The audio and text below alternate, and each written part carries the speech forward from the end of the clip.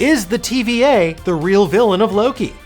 Welcome back to Nerdist News, I'm Dan Casey, and today we're breaking down the latest episode of Loki. Episode 2 finds the God of Mischief grappling with rogue TVA agents and existential questions in equal measure, and it's hard to say which could be more dangerous at this point.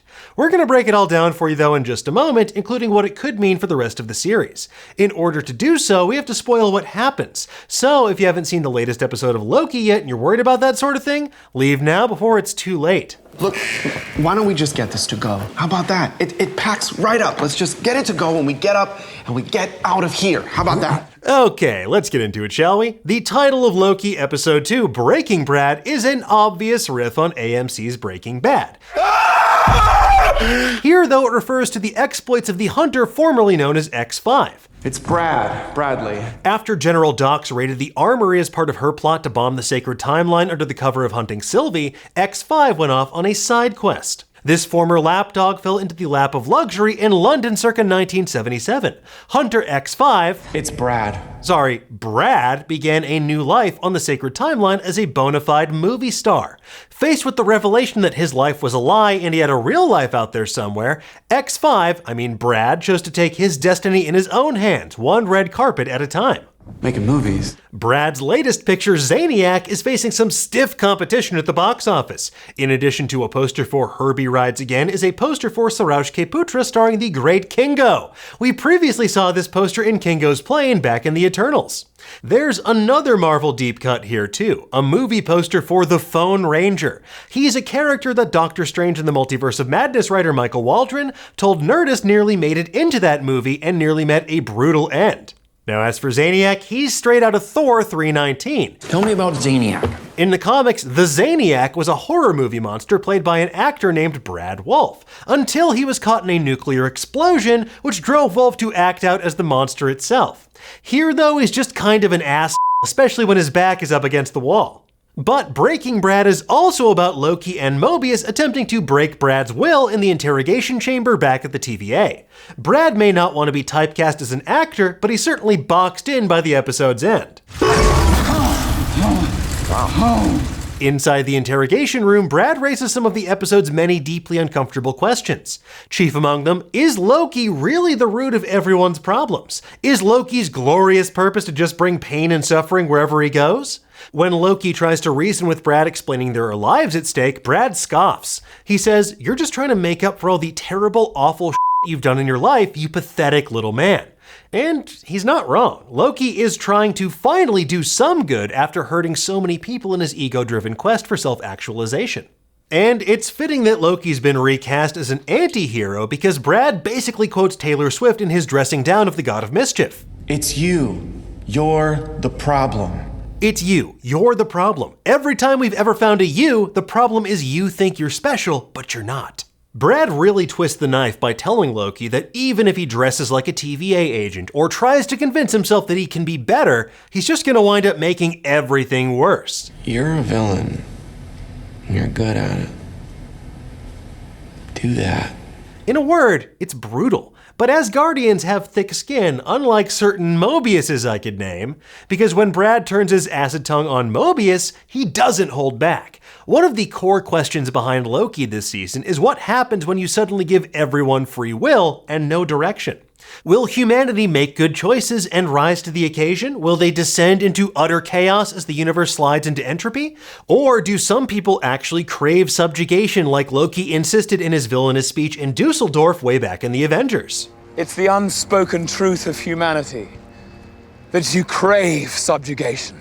When it comes to Mobius, he just might. Despite being fully aware of the fact that the TVA is an elaborate lie and he has a life out there somewhere on the timeline, Mobius has not demonstrated a single iota of curiosity about it. Brad tells him, "You're not an analyst, I'm not a hunter, none of this is real. I mean, who even are you on the timeline? Do you know?" Doesn't matter.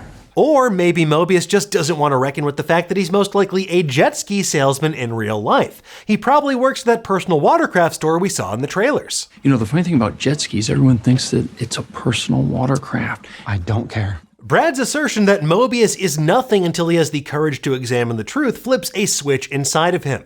And unfortunately for Brad, it's a violent switch and there is no Saul to call. And that proves to be a tactical mistake. A nowhere man, you're a... Okay, maybe tactical is the wrong word. That wasn't tactical. I lost it.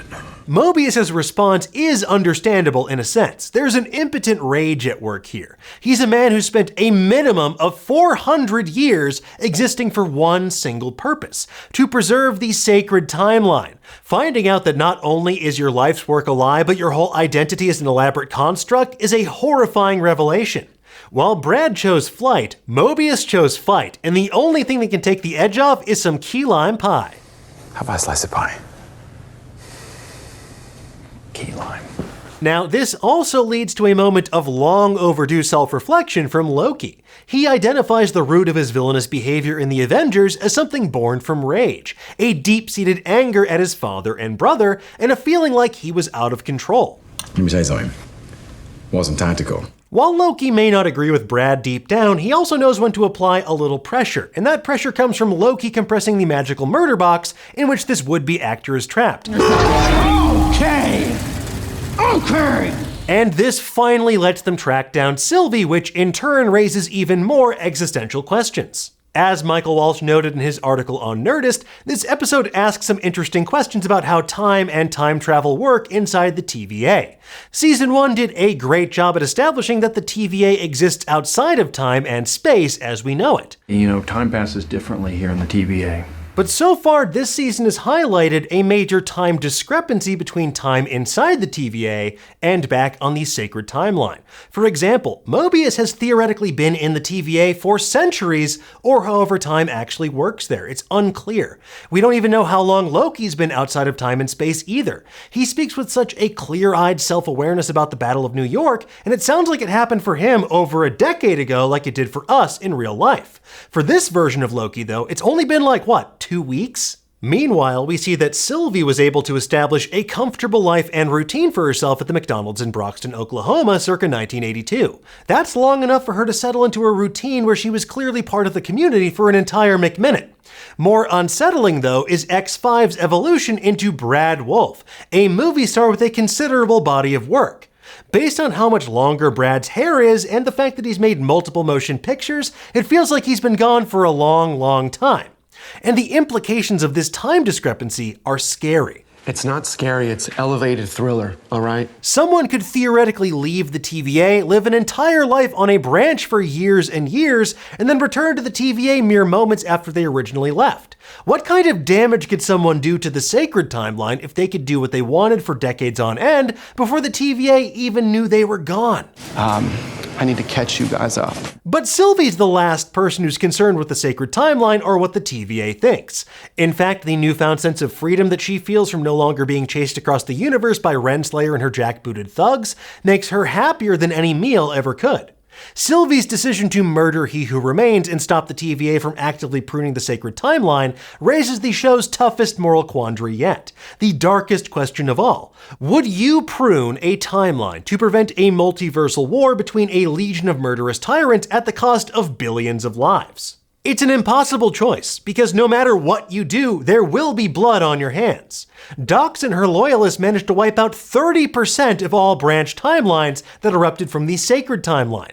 And as Hunter B-15 so mournfully put it, those are people. Those are lives. Billions and billions of lives lost, far more than Thanos ever snapped out of existence. But still not as many as He Who Remains had pruned over the years, and probably not as many if legions of Kang variants were allowed to duke it out for control of the multiverse. It's a hard pill to swallow for Loki and Sylvie.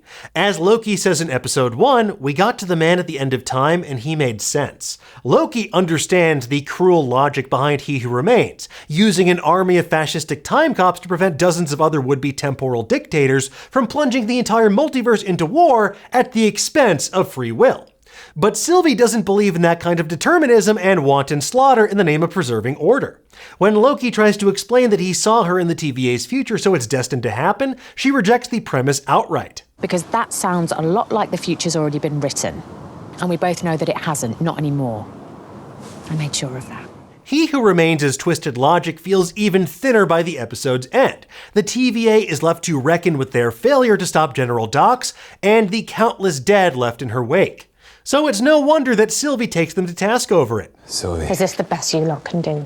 But was there really nothing they could do, as Loki tells Sylvie? Was Brad right? Are the god of mischief and the TVA doomed to cause suffering in their attempt to help people?